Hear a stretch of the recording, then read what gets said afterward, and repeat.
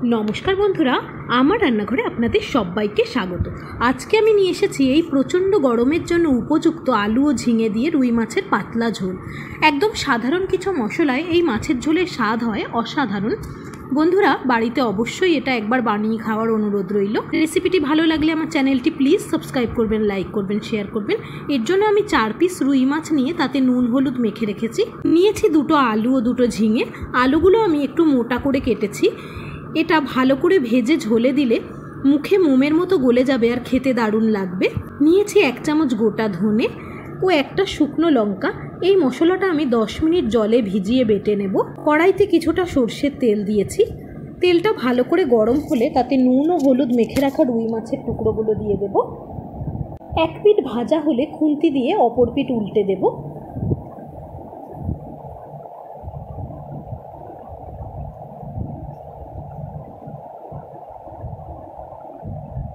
মাছ ভাজা হয়ে গেছে, এগুলো আমি একটা প্লেটে তুলে নেব। এবার ওই মাছ ভাজা তেলে 10-12 দানা মেথি ফোড়ন দিয়ে দেব। মেথিটা একটু গাঢ় বাদামি রং হওয়া পর্যন্ত ফোড়নটা আমি ভেজে নেব। মেথিতে গাঢ় বাদামি রং হয়েছে, এবার দিয়ে দিলাম কেটে রাখা আলুগুলো।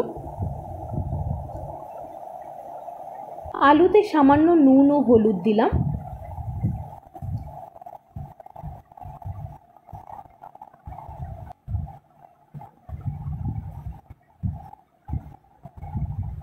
আলুটা 3-4 মিনিট ভেজে নিলে এরকম হবে।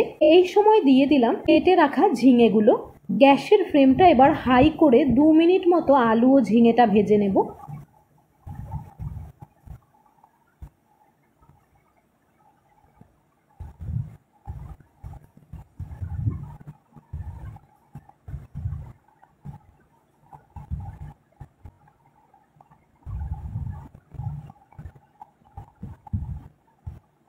দু মিনিট ভাজার পর দিয়ে দিলাম আগে থেকে বানিয়ে রাখা ধনে ও শুকনো লঙ্কার পেস্ট।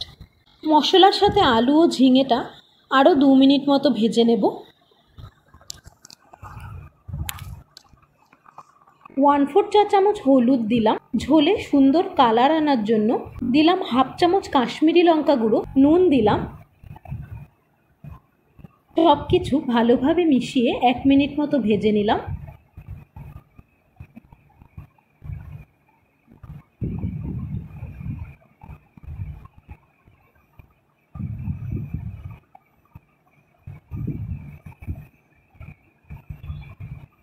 দিয়ে দিলাম প্রয়োজন মতো জল।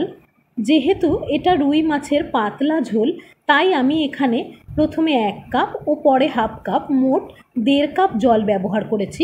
দিয়ে দিলাম সামান্য কয়েক দানা চিনি। এতে মাছের ঝোলে মিষ্টি হবে না, তবে খেতে অনেক বেশি স্বাদ হবে, তাই এইটুকু চিনি দেওয়ার চেষ্টা করবেন। ভাজা মাছের টুকরোগুলো দিয়ে দিলাম।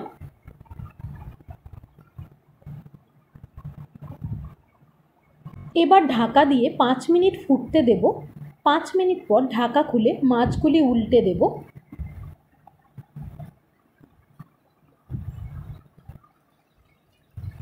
আবারও ঢাকা দিয়ে মাছটা 3-4 মিনিট মতো ফুটিয়ে নেব।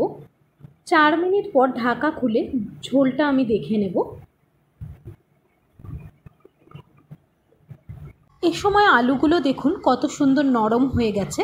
1 মিনিট মতো ফুটিয়ে গ্যাসটা আমি বন্ধ করে 5 মিনিট ঢাকা দিয়ে রাখবো। 5 মিনিট পর গরম গরম ভাতের সাথে পরিবেশন করব